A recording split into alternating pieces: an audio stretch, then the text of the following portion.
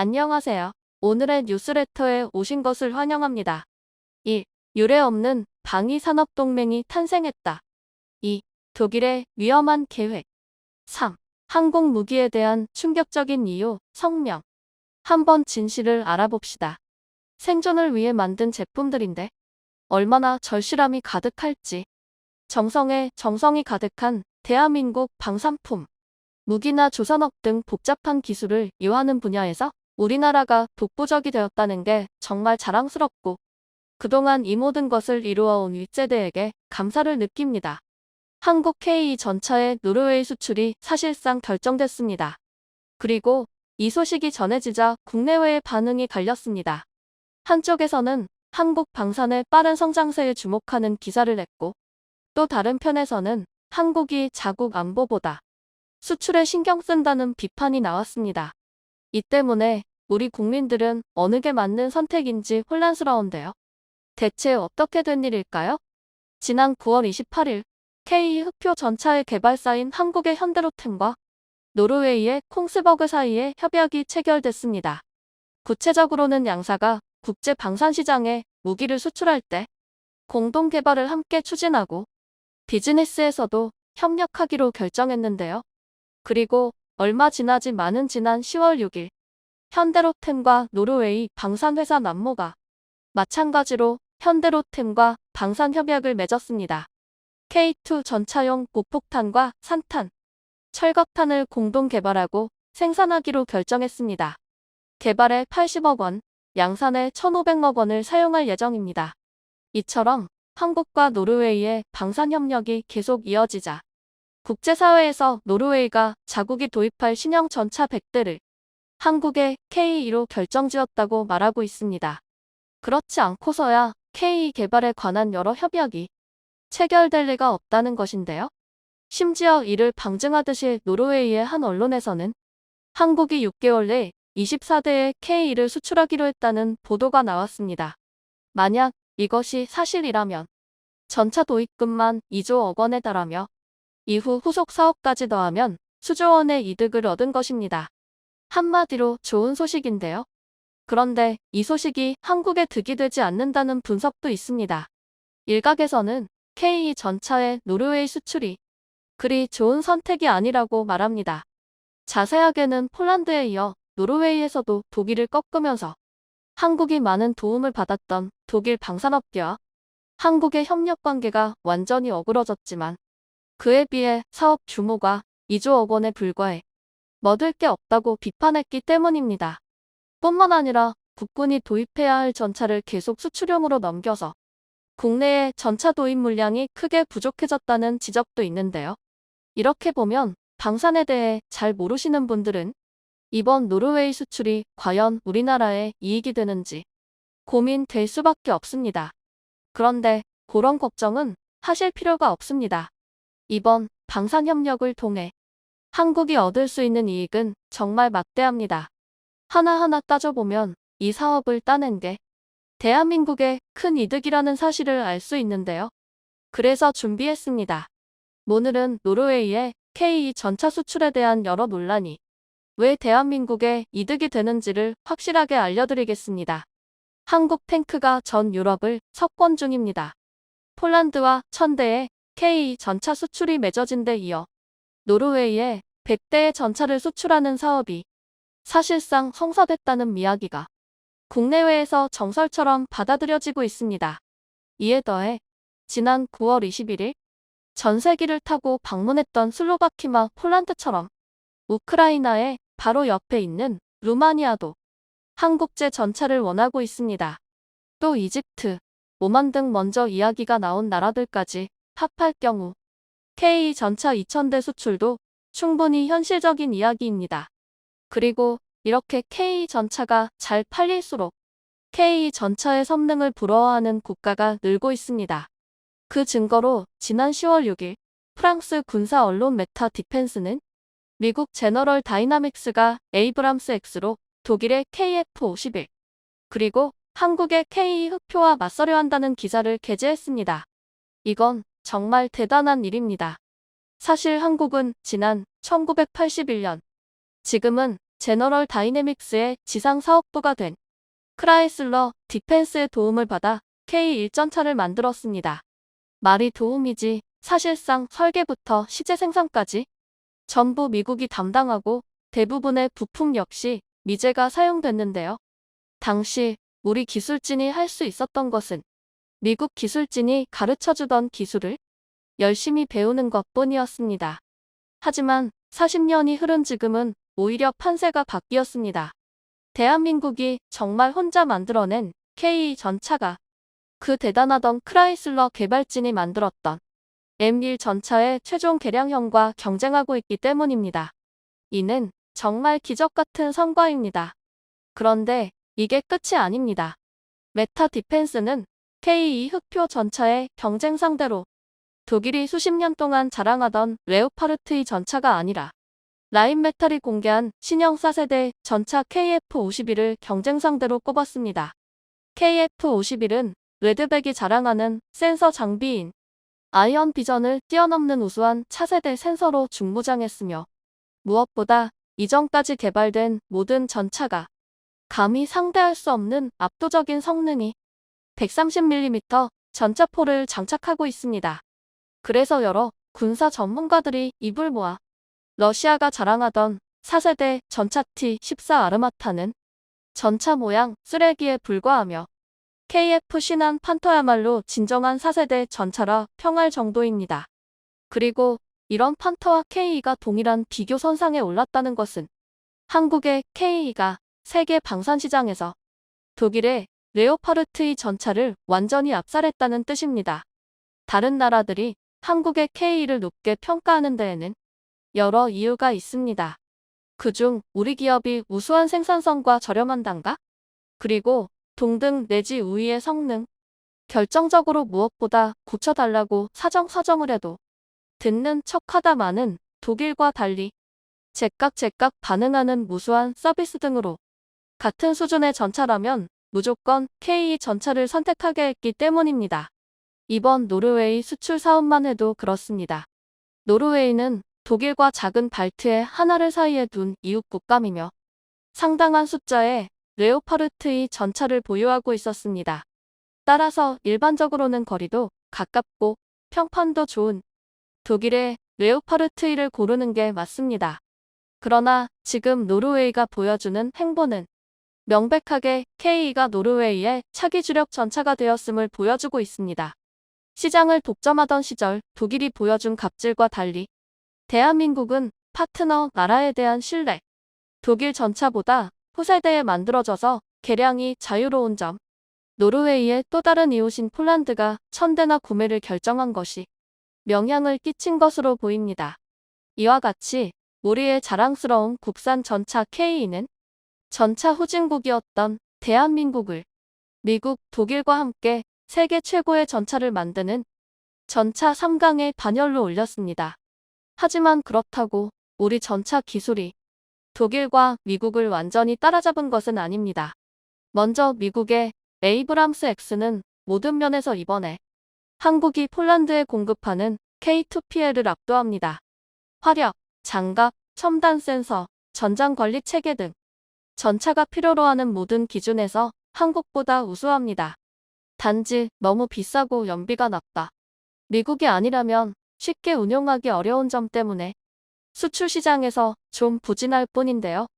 그 증거로 1000대의 K2PL을 도입하기로 한 폴란드는 K2PL과 별개로 M1 계열 전차를 추가로 도입합니다.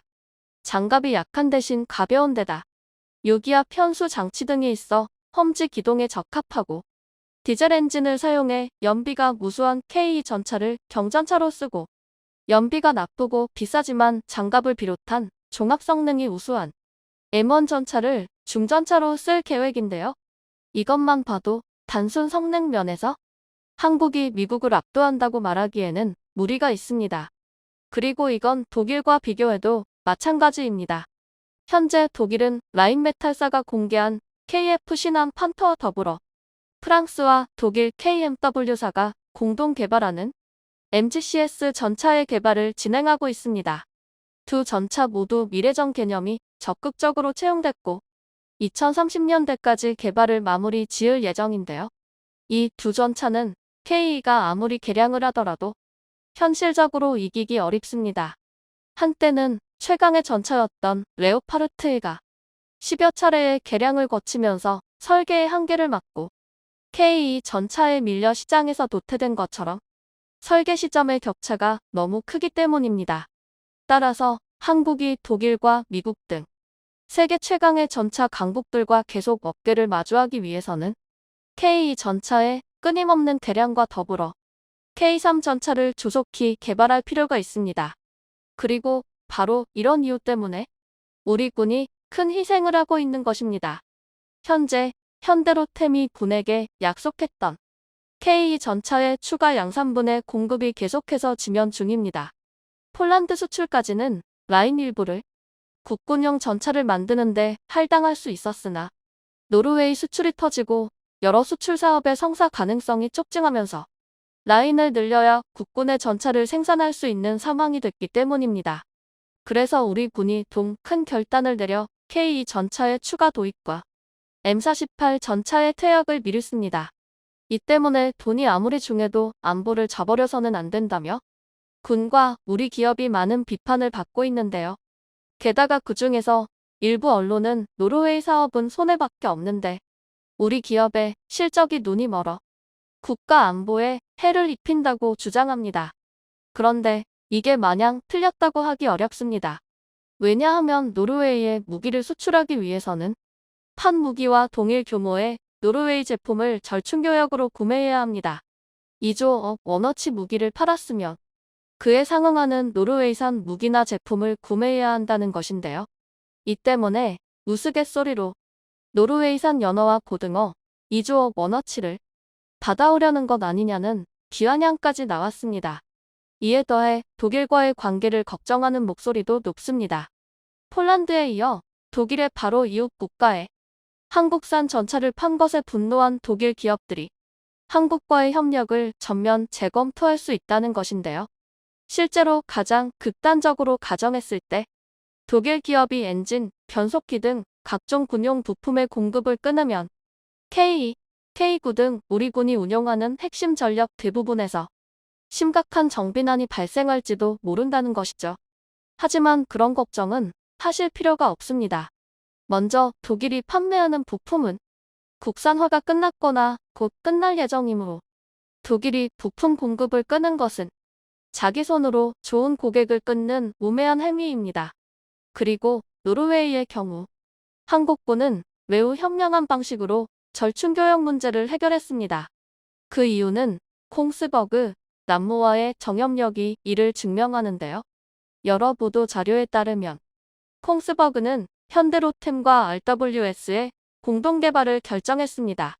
RWS는 장갑차나 전차에 달리는 무인 대포로 주로 기관총이 달리지만 경우에 따라 대전차 미사일이나 교란용 연막탄 등이 함께 장비되는 첨단 장비입니다. 이 분야에서 콩스버그의 기술은 세계적으로 알아줍니다. 국내에서 RWS를 생산하는 업체가 같은 현대 계열사인 현대위아라는 것을 고려할 때 이번 공동 개발을 통해 양국이 서로 부족한 점을 메워 압도적인 성능의 차세대 RWS를 생산하려는 것으로 보입니다. 남모와의 협력도 마찬가지입니다. K2 전차가 사용하는 국산 전차탄은 무수합니다.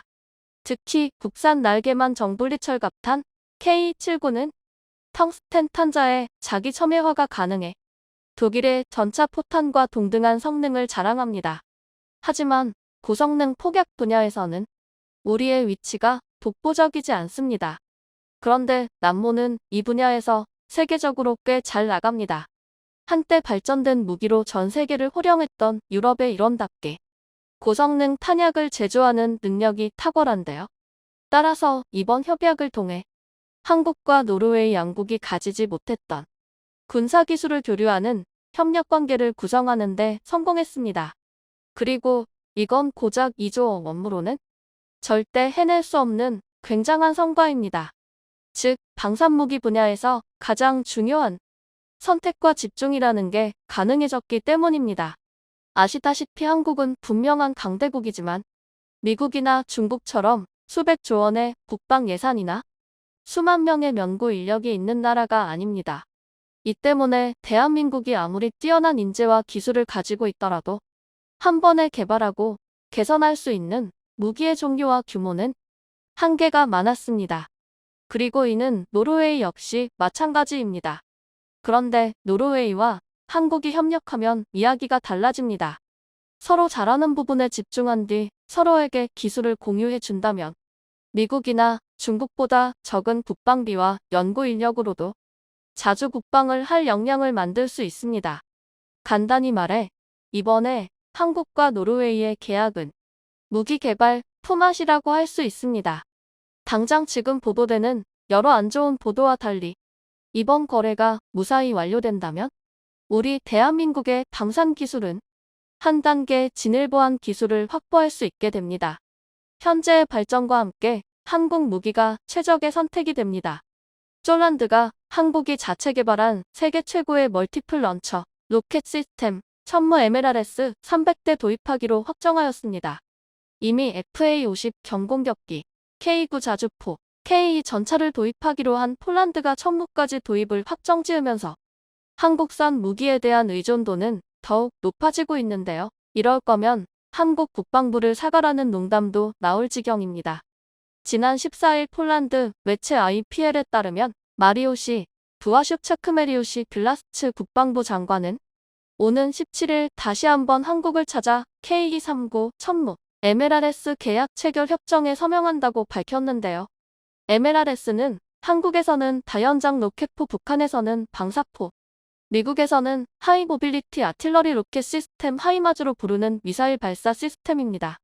이날 부아슈차크 장관은 매체를 통해 우크라이나 전쟁을 보면 포병이 전장에서 얼마나 큰 우위를 점하고 있는지 분명히 알 수 있었다며 당초 미국 하이마즈 발사대 500대 계약을 추진하였으나 생산 지원 문제로 기존 수량 가운데 300대를 천무로 변경하였다고 하였습니다. IPL의 기자가 왜 한국의 천무를 선택했냐는 질문에는 한국에서 주문한 K2 전차, K9 자주포, FA-50 전투기와 마찬가지로 천무는 최고의 품질과 효율성을 갖춘 무기 재개로 최대 80km 거리의 정밀 발사와 약 300km 범위를 타격할 수 있다. 그러면서 한국 업체의 빠른 납기도 언급하였는데요. 그는 첫 번패 천무 부대는 내년에 폴란드에 배치될 예정이며 이는 첫 번패 포병대대가 2023년 말까지 운영된다는 것을 의미한다고 하였죠. 빠른 납기하면 한국이고 한국하면 빠른 납기죠. 괜히 한국 국가번호가 플러스 80이겠습니까? 세계도 인정한 빨리빨리 민족. 이어 부아슈차크는 한국과의 군사협력은 폴란드 방산업계에도 도움이 될 것이라며 쫄란드에서 생산되는 천무에는 자국 업체 WB 일렉스토닉스의 토파즈 사격 통제 체계와 젤크치에서 제작한 ADEX8 군용 트럭이 통합될 것이다라면서 한국 측이 미사일 생산에 필요한 노하우를 우리에게 제공할 것이기에 한국과의 협업은 모든 측면에서 승리하는 것이라고 할 수 있다고 하였습니다. 한국이 자체 개발한 천무 로켓포는 대표적 MLRS인 M270과 하이마즈의 장점들만 모아서 개발한 세계 최고의 MLRS입니다. M270은 뛰어난 화력을 지녔지만 궤도형 차량의 한계로 기동성이 떨어지고 하이마즈는 6X6 차륜형으로 기동성이 좋지만 227mm 로켓 6발 탑재할 수 있는 포드를 1기만 장착할 수 있다 보니 화력 절반으로 떨어집니다. 그러나 천무는 ADEX8 차륜형에 방호력까지 우수하고 거기다 6발 탑재 포드를 2기나 장착할 수 있으며 전 세계에서 유일하게 4가지 구경별 운용 플랫폼을 갖추고 있어 136mm 로켓 총 40발, 239mm 미사일 12발, 400mm 미사일 4발, 600mm 미사일 2발을 쏠 수 있습니다. 단순히 로켓 런처라고 하기에는 600mm 전술탄도 미사일의 화력이 압도적으로 보이네요.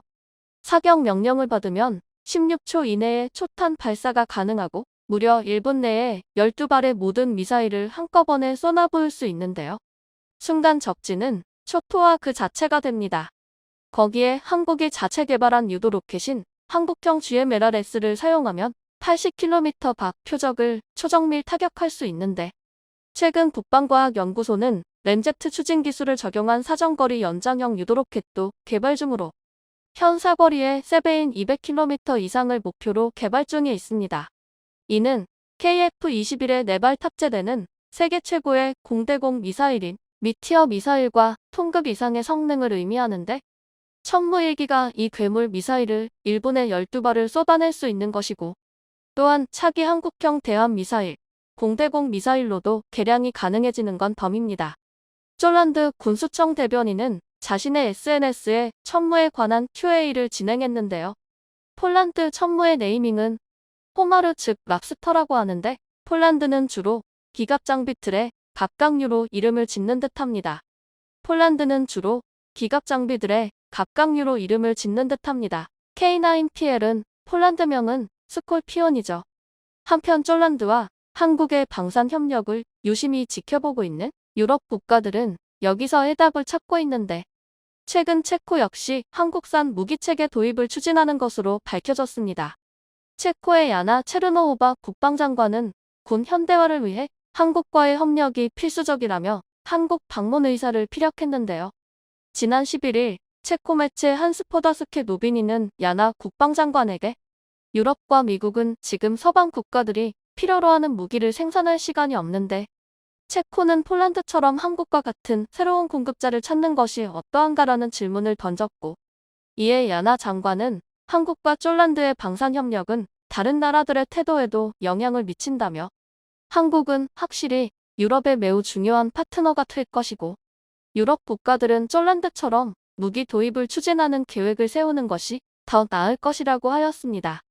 그러면서 한국이 제공하는 생산시설, 수리 및 유지보수 측면과 납기 일정들을 고려할 때 구매 결정을 내리지 못한 국가들에게 쉬운 선택지를 주고 있다며, 개인적으로 한국을 방문해 그들의 옵션과 제한이 무엇인지 알고 싶다라고 하였습니다. 그새 또 유럽에 한국이 맛집이라고 소문이 났네요. 폴란드의 결단력과 한국의 우수한 방산 능력이 유럽에서는 크게 회자되고 있는 중입니다. 현재 체코가 도입을 추진하고 있는 것은 레드와 LIG 넥스원이 개발한 한국 최초의 휴대용 대공미사일 신공입니다. 웬만한 무기는 한 번씩 다 써본 한국답게 한국군은 영국의 제블린, 미국의 팅어, 러시아의 이글라2을 사용한 후 이들의 장점을 모아 바로 신공 개발에 착수했는데요. 이렇게 탄생한 신공은 대표 대공 미사일 미스트랄보다 6kg 가벼우며 가격은 더 저렴하고, 여기에 추가적인 신기술들이 들어가 명중률은 무려 95%에 달합니다. 특히 목표물이 1.5m 이내로 접근하면 폭발하는 근접신관 기술을 적용하였으며, 표적기의 비행 방향과 나란히 접근에 격추하는 통체 추적 비행 기능도 있어 적기의 조종사와 엔진 등을 타격할 수 있는 등 매우 효과적인 무기 체계로 꼽힙니다. 특히 신공에는 전 세계에서 5개국만 개발한 극비 기술이 탑재되어 있는데요. 바로 유도 무기 체계의 핵심인 적외선 IR 듀얼 시커입니다. 한국의 강소기업 i3 시스템스가 세계 6번패로 자체적인 기술을 확보했는데, 수출입 통제가 되는 전략물자에 지정될 정도로 수준 높은 기술입니다. 기존 구형 열추적 미사일은 엔진의 배기열이나 단순히 뜨거운 물체에 근적외선 파장을 추적하기에 기만체에 쉽게 속아 넘어가는 단점이 있지만, 신공의 듀얼 탐색기는 근적외선과 중적외선을 동시에 검출하기 때문에 단순한 기만체에 쉽게 속지 않고 표적을 추적하는 것이 가능합니다. 이런 상황 가운데에서 오늘 14일 유럽 평의회 페이스는 만장일치로 러시아를 국가로 선포하기로 의결했습니다. 이에 보다 본격적인 유럽의 대러시아 대항 무기체계 도입이 가속화될 것으로 보여 한국의 무기 수출도 증가할 것으로 예상되는데요. 또한 지난 11일 외신 더 아이리스 타임스에 따르면 폴란드가 약 40조 원에 이르는 EU 리커버리 펀드 자금 확보에 낙관적 합의가 이루어지면서 사실상 자금을 확보하여 한국과의 무기거래 계약도 안정적인 체결이 이루어질 것으로 보입니다. 역시 거래는 근본 있는 국가들이랑 해야죠. 보고 있나? 인도네시아. 한국이 유럽의 군사안보에 지대한 영향을 끼치고 있는 가운데 유럽 경제안보도 한국의 역할이 매우 중요하다는 분석이 나오고 있는데요. 푸틴은 현재 겨울을 무기화하려는 전략을 취하고 있습니다. 바로 자국의 의존도가 높은 천연가스를 볼모 삼아 겨울까지 전쟁을 끌고 간다면 자국에게 유리한 상황이 올 거라고 예측하고 있는데요. 외신들도 이를 주목하면서 이번 겨울이 우크라이나 전쟁의 가장 중요한 시기이고 푸틴의 에너지 위협에서 유럽의 방어수단은 LNG 가스의 안정적인 수급 및 저장이라고 말하는 상황입니다. 그리고 이 수급과 저장에서 한국의 조선건조 기술력이 그 어느 때보다 중요시되고 있죠. 최근 러시아는 우크라이나 전역의 에너지 시설을 겨냥한 미사일 공습을 이어갔습니다. 러시아가 11일부터 우크라이나의 에너지 관련 기반 시설을 타깃으로 집중 공습을 하면서 CNN은 다가올 겨울의 혹독한 추위를 무기화하고 있다고 하였는데요. 뉴욕타임스 NYT에 따르면 12일 데니스 슈미알 우크라이나 총리는 러시아군이 이날 하루 우크라이나의 에너지 시설을 겨냥해 33발의 미사일 공습을 감행했다고 밝혔고, 이에 영국 가디언은 겨울 전쟁을 기다리고 있는 블라디미르 푸틴 대통령이 난방 전력을 차단해 우크라이나 국민을 공포에 떨게 하려는 심산이라고 하였습니다. 갈루셴코 에너지부 장관은 이틀간 우크라이나 에너지 인프라의 30%가량 러시아 미사일의 공습에 피해를 입었다며 전쟁 시작 이후 러시아가 에너지 인프라 시설을 이토록 극단적으로 겨냥한 것은 처음이라고 하였습니다. 우크라이나 에너지부는 성명에서 화력발 전소와 변전소가 미사일 공격을 당해 전력 수출을 중단한다고 발표했는데요. 우크라이나는 올 연말까지 유럽연합 EU에 전력을 수출해 15억 유로야 2조 800억 원의 수입을 올릴 것으로 기대했었는데 전력 수입길이 막히며 겨울을 앞둔 유럽도 난처해졌습니다. 우크라이나의 목표는 승리하는 것이지만 유럽연합 EU의 목표는 조금 다를 수 있습니다. NYT 토머스 프리드먼 기자는 자신의 칼럼에서 우크라 완전 승리도 푸틴의 축출도 쉽지 않은 상황에서 겨울 에너지난으로 대중들의 반발에 직면한 유럽국들은 현재 점령지를 내주고 휴전하는 방안을 선호할 수도 있다며 자국민들의 에너지 안보에 위협이 된다며 일부 유럽 지도자들이 그럴 용의가 있다고 하였습니다. 전쟁을 일으킨 푸틴이 잘했다는 것이 아니라 전쟁을 어떻게 끝내야 할지를 두고는 의견이 갈린다는 것이죠. 13일 AP통신에 따르면 푸틴 대통령은 에르도안 튀르키예 대통령 만나 터키의 오랜 꿈인 가스허브 제안하였습니다. 누가 봐도 천연가스를 무기화해 EU의 분열을 일으키려는 것인데 러시아 가스프롬 CEO는 자신만하게 유럽은 올겨울 견디지 못할 것 경고하기도 하였습니다. 이에 유럽은 천연가스 확보에 사활을 걸고 있습니다. 지난 13일 유럽연합 EU는 내년 여름부터 에너지 위기 대응을 위해 천연가스를 공동 구매하기로 합의했는데요. 지상으로 유입되는 가스관은 더 이상 이용할 수 없는 유럽에게 남은 유일한 수단은 LNG 선박을 통해 천연가스를 확보하는 것이고, 이에 한국의 역할론이 대두되고 있습니다. 전 세계에서 LNG 선박을 제대로 만들 수 있는 국가가 한국밖에 없기 때문인데요. 실제로 세계 최고 수준의 기술을 보유한 국내 조선업체들은 LNG선 수주를 싹쓸이하여 현재까지 발주된 전 세계 115척 가운데 94척을 한국이 건조하면서 사실상 이 시장을 독점하고 있습니다. 나머지 일부 물량은 중국이 자국 조선소인 후통중화조선에 발주한 것이 대부분이죠.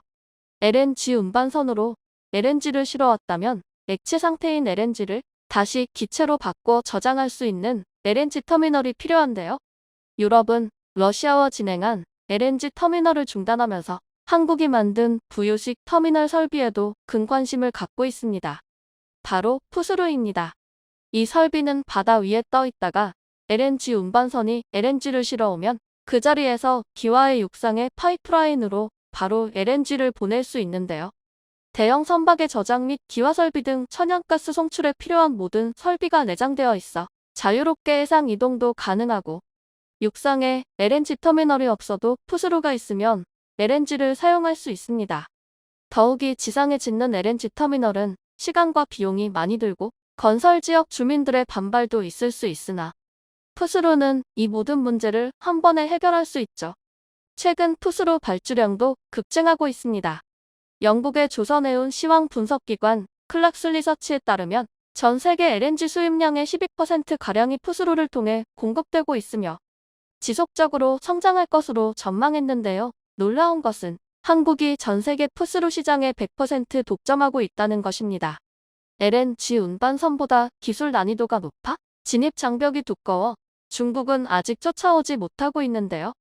게다가 푸스로는 LNG 운반선보다 수익성이 더 뛰어난데 건조 기간이 2년 6개월 이상으로 LNG 운반선과 비슷하지만 가격은 17만 제곱미터급 한 척이 3억 3천만 달러로 같은 체금의 LNG 운반선보다 30% 이상 비쌉니다.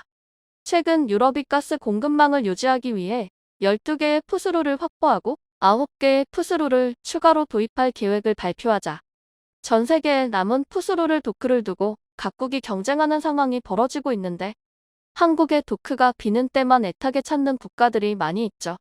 동방의 조그만한 땅이 유럽 대륙 1000만 제곱킬로미터에 거주하는 8억 명의 군사 경제 안보에 큰 영향을 끼치고 있는 상황입니다.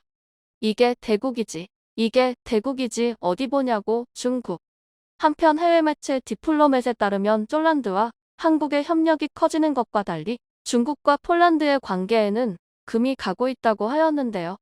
쫄란드는 중국이 추진하는 1대1로 BRI 유럽 내 매우 중요한 거점으로 중국에서 2호로 수출되는 철도 화를 중 90%를 폴란드가 담당하고 있습니다. 그러나 최근 쫄란드 외무부는 시 국가 외교 순방 중이던 중국 대표단과의 면담을 거부하면서 면전에서 내쫓아내버렸는데요. 중국 측은 끝까지 남아 애타게 쫄란드 외무부 관계자들을 설득했지만 만날 수 없었다고 합니다.